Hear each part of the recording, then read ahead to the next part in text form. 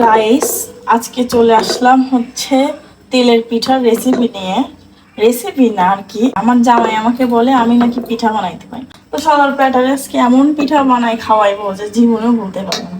তো এর জন্য কিন্তু আমি ময়দার ড্রোটা রেডি করে নিয়েছি, একদম পাতলা একটা ড্রো তৈরি করেছি, আর এদিকে তেলও গরম করতে দিয়ে দিয়েছি। এখন দেখি পিঠা কেমন হয়, আপনারা আমার সঙ্গেই থাকেন। বিসমিল্লাহ। এত সুন্দর পিঠা কোনোদিনও বানাইতে পারিনি, মাশাআল্লাহ মোটি ভালোই হচ্ছে। কি বলেন আপনারা?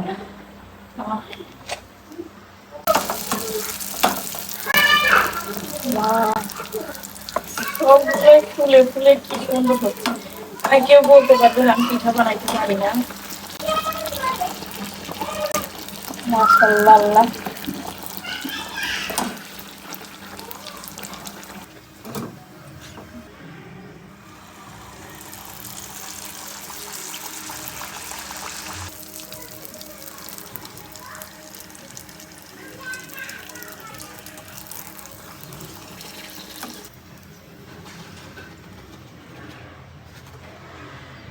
ফাইনালি কিন্তু সবগুলো পিঠা আমার হয়ে গেছে, দেখুন কত সুন্দর হয়েছে দেখতে।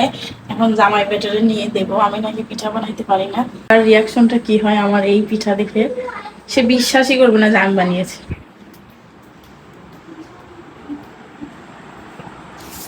এই, আমি যে বলেছিলাম আমি নাকি পিঠা বানাইতে পারি নাই, দেখো তো পিঠা বানাই নিয়ে আসছে তোমার জন্য। হ্যাঁ, কে বানাইছে এটা? আমি বানাইছি। আসলে বাবা জিজ্ঞাসা করে আবার, এই যে ফোনে ভিডিও করে রাখছি, যদি বিশ্বাস নয় ভিডিও দেখতে পারো তুমি। এটা কোনো ভাবি টাবি আসছিল নাকি বাসায়?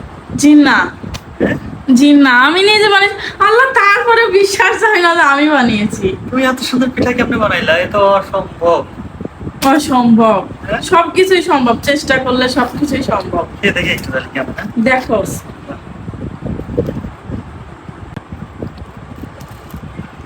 ওয়াও, ভিতরে তো সিদ্ধ হয়েছে।